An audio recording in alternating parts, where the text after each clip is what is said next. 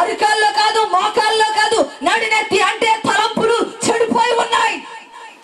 ఈ భయంకరమైనటువంటి దినాల్లో, రాకడ సమీపంగా ఉన్న దినాల్లో నీవు మాత్రం ఈ లోకానికి వేరుగా జీవించకపోతే నీవు పరలోకం ఎలా వెళ్తావు?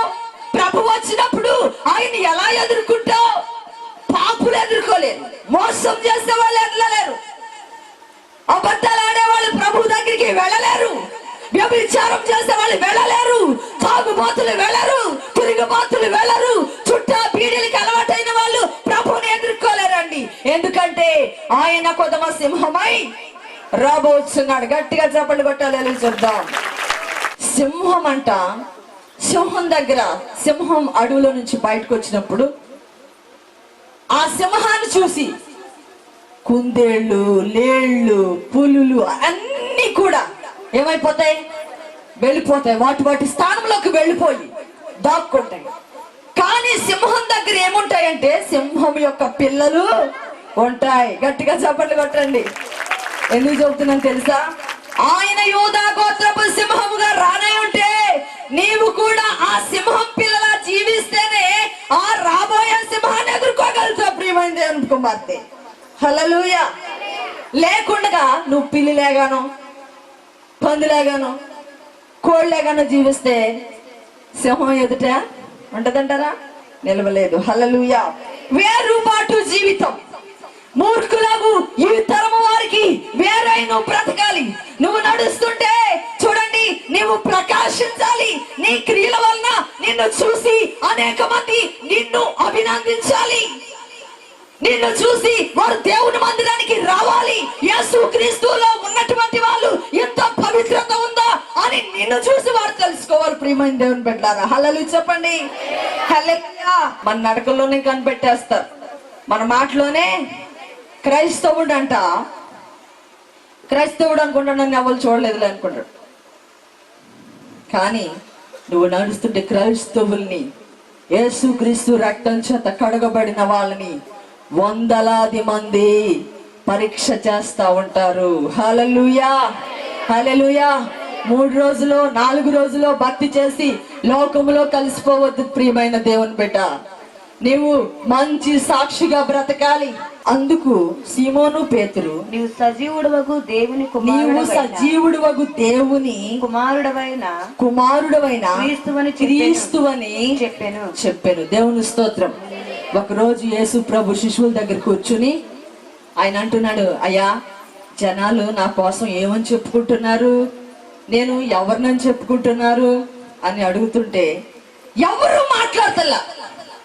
ఏమ్మా కొంతమందిని మనం ఏమ్మా రక్షణ పొందేవంటే లేదండి, కొంతమందిని రక్షణ పొందేవంటే అసలు నాకు తెలియదండి, రక్షణ అంటే బాప్తిస్మ అంటే తెలియదండి, రక్షణ అంటే ఏంటో తెలియదండి, మారు మనసు అంటే ఏంటో తెలియదండి, ఏదో వెళుతున్నానండి, ఎల్లుని కాడి నుంచి నిద్ర వచ్చేస్తుందండి, ఆయన ఏం చెబుతున్నాడో నాకు అర్థం కావట్లేదండి అంటూ ఉంటారు.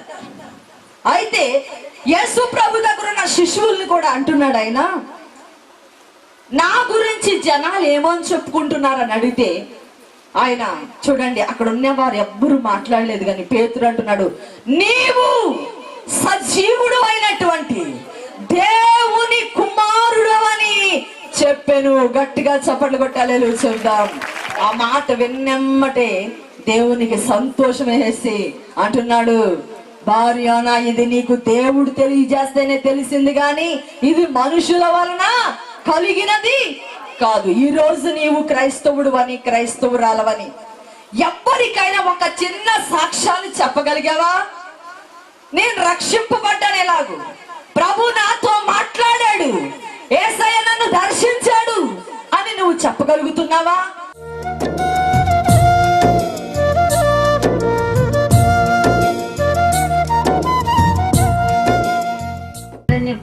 పక్కన గుండెలో నొప్పి కింద ఇవాళ వెళ్దాం హాస్పిటల్కి, రేపు వెళ్దామని అలాగే మానేస్తున్నానండి.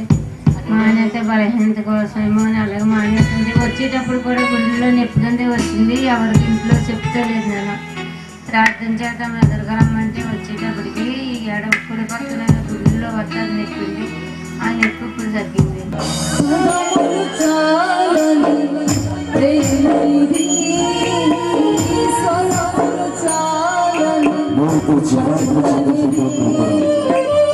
పదములు చాలని ప్రేమైరి, స్వరములు చాలని మధునిది, కరములు చాటుకుంటూ కౌగిలించి పెంచిన కన్నవాళ్ళకి నిన్నైన ప్రేమ, వారిని సహితము కన్న ప్రేమ, ప్రేమ ఇది యేసు ప్రేమ, ప్రేమ ఇది తండ్రి ప్రేమ, ప్రేమ ఇది ప్రాణమిచ్చిన ప్రేమ, ప్రేమ ప్రేమ ఇది యేసు ప్రేమ, ప్రేమ ఇది తండ్రి ప్రేమ, ప్రేమ ఇది ప్రాణమిచ్చిన ప్రేమ, కలువరి